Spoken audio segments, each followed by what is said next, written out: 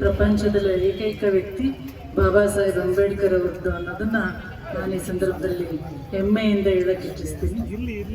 ಈ ದಿವಸ ಹುಣಸೂರಿನ ಎಲ್ಲ ನನ್ನ ಬಂಧುಗಳು ತಾವು ಆಚರಣೆಯಲ್ಲಿ ಇವತ್ತು ತೊಡಗಿದ್ದೀರಿ. ಈ ಒಂದು ಆಚರಣೆ ಅತಿ ವಿಜೃಂಭಣೆಯಿಂದ ಆಚರಣೆ ಮಾಡಲಿಕ್ಕೆ ಅವಕಾಶವನ್ನು ಮಾಡಿಕೊಟ್ಟಂತಹ ನಿಮ್ಮೆಲ್ಲರ ಶಾಸಕರಾದಂತಹ ಮಂಜಣ್ಣ ಅವರಿಗೆ ನಾನು ಧನ್ಯವಾದಗಳನ್ನು ಅರ್ಪಿಸ್ತೀನಿ. ಹಾಗೆಯೇ ಬಾಬಾ ಸಾಹೇಬ್ ಅಂಬೇಡ್ಕರ್ ಅವರು ಮೀಸಲಾತಿಯನ್ನು ಕೊಡಬೇಕಂತ ಹೇಳಿದ್ರು. ಈಗ ತಾನೆ ಎಲ್ಲರೂ ಮಾತನಾಡಿದಂಥವರೆಲ್ಲ ವಿಚಾರವನ್ನು ಮಾತಾಡಿದ್ದೀರ.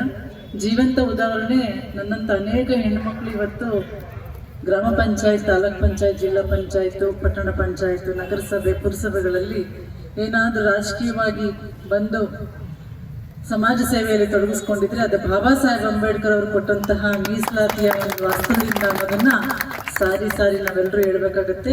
ಇನ್ನೊಂದು ವಿಚಾರವನ್ನು ಹೇಳ್ತೀನಿ, ಹೆಚ್ಚು ಮಾತನಾಡಕ್ಕೆ ಹೋಗೋದಿಲ್ಲ, ಸಮಯ ಆಗಿದೆ, ಎಲ್ಲರೂ ತಾವು ಕೊನೆಘಟ್ಟದಲ್ಲಿದ್ದೀರಿ.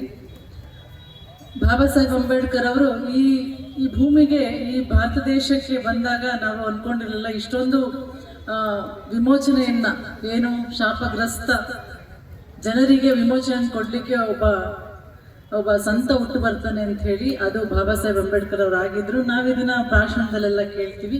ಈ ಒಂದು ಭಾರತ ದೇಶಕ್ಕೆ ನಾವು ರಾಷ್ಟ್ರಪಿತ ಯಾರು ಅಂತಂದರೆ ಮಹಾತ್ಮ ಗಾಂಧೀಜಿ ಅಂತೀವಿ.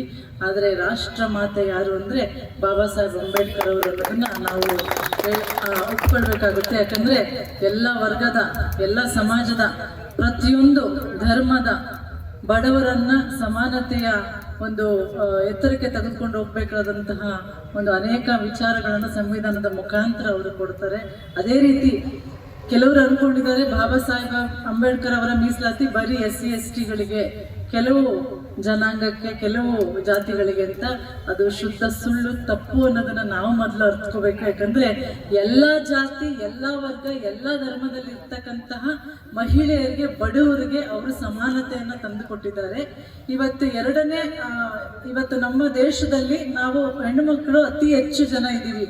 ಪಾಪ್ಯುಲೇಷನ್ ಅಲ್ಲಿ ಕೂಡ ನಾವು ಈಗಾಗಲೇ ಪುರುಷರಿಗಿಂತ ಸ್ತ್ರೀಯರು ಹೆಚ್ಚಿದ್ದೀವಿ.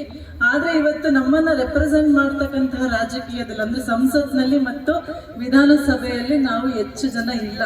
ಇವತ್ತು ಕರ್ನಾಟಕನೇ ತೆಗೆದುಕೊಂಡ್ರೆ ಬರೀ 4-5% ಮಾತ್ರ ಇರೋದು. 33% ಬಾಬಾ ಸಾಹೇಬ್ ಅಂಬೇಡ್ಕರ್ ಅವ್ರು ಕೊಡ್ಬೇಕಂತ ಹೇಳಿದ್ರು. ಇವಾಗ ತಾವು ನೋಡ್ತಾ ಇದ್ದೀರಾ, ಒಂದು ವಾರದಿಂದ ಚರ್ಚೆ ನಡೀತಿದೆ, ದೊಡ್ಡ ಚರ್ಚೆ, ಮಹಿಳಾ ಮೀಸಲಾತಿಯ ಚರ್ಚೆ ನಡೀತಾ ಇದೆ. ಇದು ಅನಿವಾರ್ಯವಾಗಿ ಹೋಗಿದೆ ಇವತ್ತಿಗೆ. ಯಾರಿಗೆ? ನಮ್ಮನ್ನ ಆಳ್ತಾ ಇರ್ತಕ್ಕಂತಹ ಸರ್ಕಾರಗಳಿಗೆ. ಆದ್ರೆ ಅದನ್ನ ತರೋದಕ್ಕೂ ಮುಂಚೆ ಆ ಮೀಸಲಾತಿಯಲ್ಲೂ ಕೂಡ ಎಲ್ಲ ವರ್ಗದ ಹೆಣ್ಣು ಮಕ್ಕಳಿಗೆ ಮೀಸಲಾತಿಯನ್ನ ಕಲ್ಪಿಸಿ ಮೀಸಲಾತಿಯನ್ನ ಜಾರಿ ತರಬೇಕನ್ನೋದೇ ನಮ್ಮೆಲ್ಲರ ಒಂದು ಬೇಡಿಕೆ. ಅಂದ್ರೆ SC/ST, OBC ಎಲ್ಲ ವರ್ಗಗಳ ಹೆಣ್ಮಕ್ಳು ಕೂಡ ಅದರಲ್ಲಿ ಮೀಸಲಾತಿ ಬೇಕು ಅನ್ನೋದು ಎಲ್ಲರೂ ಕೇಳ್ಕೊಳ್ತಾ ಇರ್ತಕ್ಕಂಥದ್ದು. ಇವತ್ತು ಮೀಸಲಾತಿ ಚರ್ಚೆ ನಡೆಯುವ ಸಂದರ್ಭದಲ್ಲಿ ಸಂಸತ್ನಲ್ಲೂ ಕೂಡ ಬರೀ 14% ಹೆಣ್ಮಕ್ಳಿದ್ದಾರೆ. ಬಾಬಾ ಸಾಹೇಬ್ ಅಂಬೇಡ್ಕರ್ ಅವರ ಕನಸು ನನಸಾಗುವ ನಿಟ್ಟಿನಲ್ಲಿ ನಮ್ಮ ಸಮಾಜ, ನಾವೆಲ್ಲರೂ ಕೂಡ ಹೆಜ್ಜೆ ಹಾಕೋಣ. ಜೊತೆಯಾಗಿ ಮೊದಲು ಸಮಾಜ ಅನ್ನೋ ಒಂದು ಮನೋಭಾವನೆ, ಎಲ್ಲರೂ ಒಂದೇ, ನಾವೆಲ್ಲರೂ ಭಾರತೀಯರು, ನಾವೆಲ್ಲರೂ ನಮ್ಮ ದೇಶವನ್ನ ನಾವು ಕಾಯ್ಕೋಬೇಕಾದ್ರೆ ನಾವೆಲ್ಲರೂ ಮೊದಲು ಒಗ್ಗಟ್ಟಾಗಿರ್ಬೇಕು ಅನ್ನೋದನ್ನೇ ಅವರು ತಮ್ಮ ಸಂವಿಧಾನದಲ್ಲಿ ತಿಳಿಸ್ಕೊಟ್ಟಿದ್ದಾರೆ. ಇವತ್ತಿನ ಸಂದರ್ಭದಲ್ಲಿ ಮಹಿಳೆಯರಿಗೆ ಒಂದು ಧ್ವನಿಯನ್ನು ಕೊಟ್ಟಂತಹ, ನನ್ನಂತ ಅನೇಕ ಲಕ್ಷಾಂತರ ಹೆಣ್ಣು ಮಕ್ಕಳಿಗೆ ರಾಜಕೀಯ ಧ್ವನಿಯನ್ನ ಕೊಟ್ಟಂತಹ ಮಹಾತ್ಮನಿಗೆ ಮತ್ತೊಮ್ಮೆ ನಾನು ವಂದಿಸಿ ನನ್ನ 2 ಮಾತುಗಳನ್ನು ಮುಗಿಸ್ತಾ ಇದ್ದೀನಿ. ಜೈ ಹಿಂದ್, ಜೈ ಹಿಂದ್, ಜೈ